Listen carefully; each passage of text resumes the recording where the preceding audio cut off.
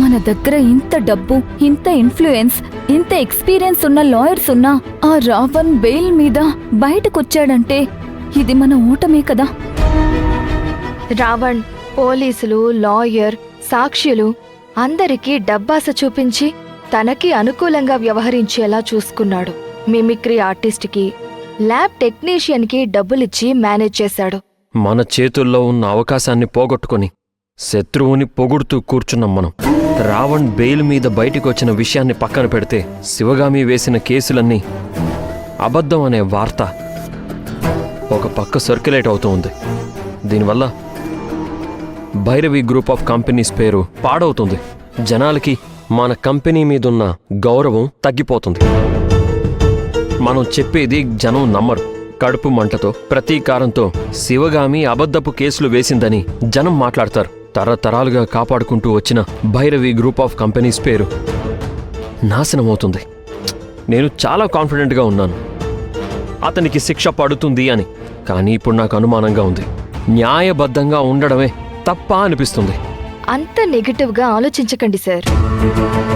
చివరికి న్యాయమే గెలుస్తుంది. ఏంటి మేడం, మీరింకా పురాణాలు చెప్తున్నారు?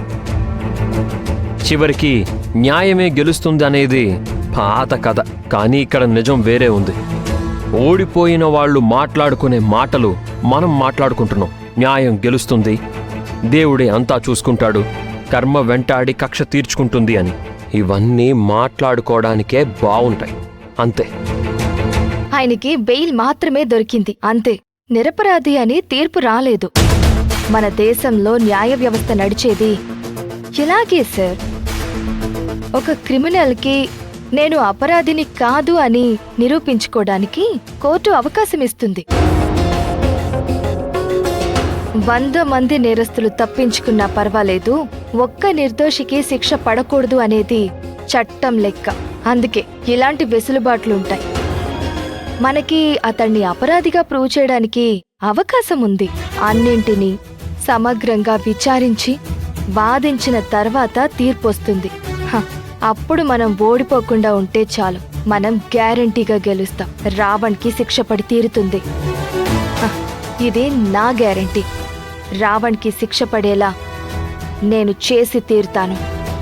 సాక్ష్యం సంపాదించడమే కష్టమైన పననుకుంటే అది ఒరిజినల్ అని ప్రూవ్ చేయడం ఇంకా కష్టమని ఇప్పుడు అర్థమవుతుంది.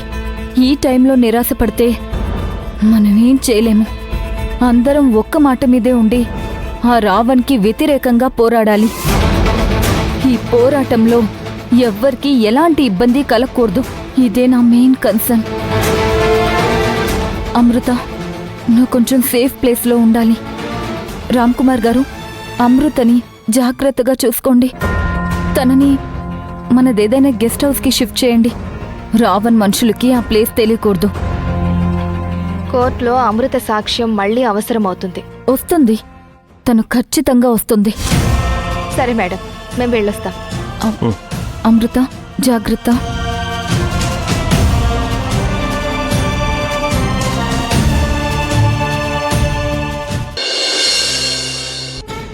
దివాకర్, ఆపండి ఆపండి.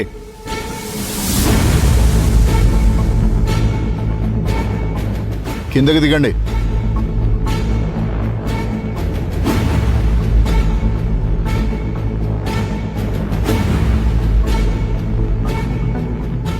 ఏమైంది? ఈ కార్లో డ్రగ్స్ సప్లై జరుగుతుందని మాకు ఇన్ఫర్మేషన్ వచ్చింది. చెక్ చేయాలి. వాట్? డ్రగ్సా?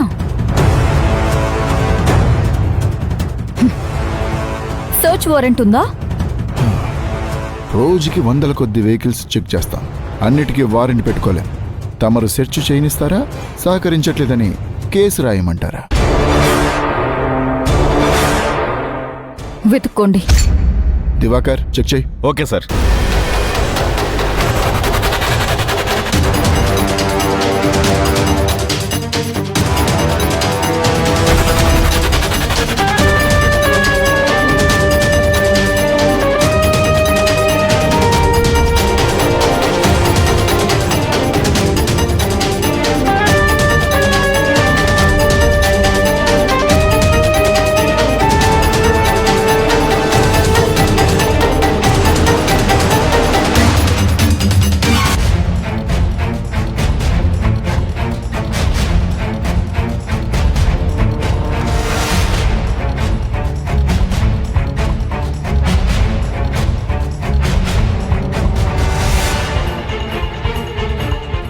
ఏమీ లేవు, మీరు వెళ్ళొచ్చు.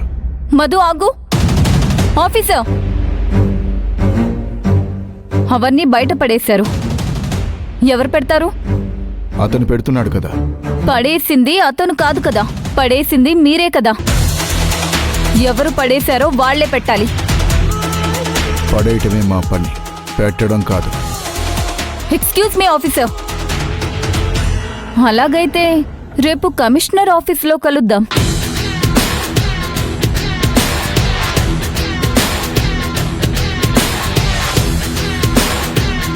సార్, వీడియో తీసి కమిషనర్ ఆఫీస్కి పంపిస్తే ప్రాబ్లం అవుతుంది సార్.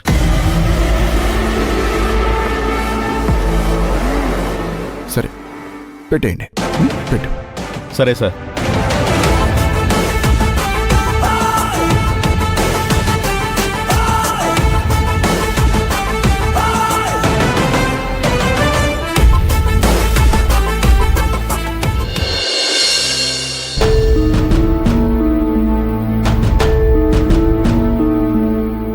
నడి రోడ్డు మీద అమ్మని అవమానించేలా మాట్లాడాడు అతను. వాడికి ఎలాగైనా బుద్ధి వచ్చేలా చెయ్యాలి. ఏం చేయాలి? భైరవిని పిలిచి అడుగుతాను. భైరవి, రా భైరవి. భైరవి, భవానీ, ఏంటి ఎవరి మీద కోపంగా ఉన్నావు? ఏమైనా ప్రాబ్లం ఉందా? అవును, ప్రాబ్లమే. ఎవరి వల్ల? ఆ రావణ్ కేసు ఇన్వెస్టిగేట్ చేయడానికి ఒక కొత్త ఆఫీసర్ వచ్చాడు కదా, అతను కావాలని అమ్మని చాలా ఇబ్బంది పెడుతున్నాడు. అయితే అతను రావణ్ మనిషి అయి ఉంటాడు. అతడు స్ట్రిక్ట్ ఆఫీసర్ అని అందరూ అనుకున్నారు, కానీ నాకైతే అలా అనిపించడం లేదు. కావాలని కార్లో ఉన్న ఫైల్స్ అన్ని బయట పడేసి అవమానించేటట్టు చేశాడు.